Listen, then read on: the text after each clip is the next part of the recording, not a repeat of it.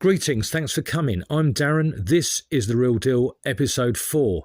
Today, we're going to talk about a legendary character, the leader of the Millwall firm, Ian Garwood, aka Tiny.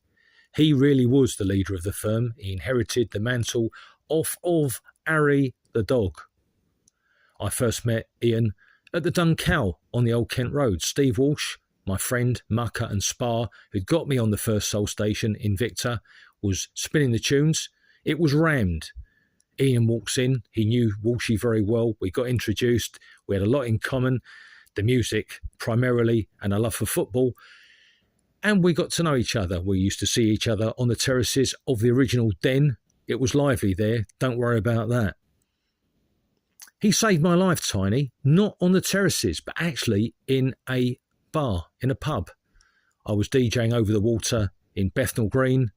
The venue was called Flamingos, run by a face, managed by a lovely chap, little Brian from Stepney. On the door were Simon and Peter, and they could have it.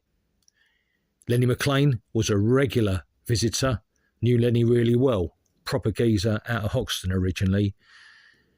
On one particular Sunday, I'm in there spinning some tunes. It was all going well until a group of 40-somethings came in, half a dozen of them, and they were playing me up.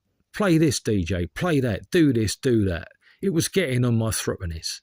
I'm aware that I've got my back covered by proper people, but I still didn't want to bring it on.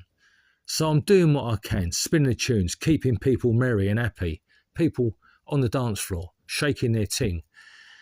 Unfortunately, these guys weren't letting go of the fact that I'm a lot younger than them and they want to put their marker down. The Lord is real.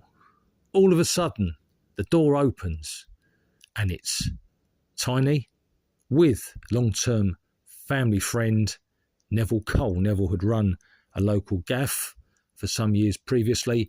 He was an ex-pro boxer. He trained at the Fitzroy Lodge, where I used to train many years after he'd done his thing there.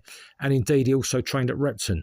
Everybody knew these guys. They walked in, just the two of them. They've gone up to many people, more like people going up to them, shaking their hand.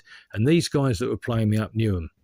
Once they knew that Tiny and Neville were my pals, after giving me a good old hug, they started to behave themselves. They were giving me whiskies and vodkas and beers. I don't drink, so I was giving it away to the punters.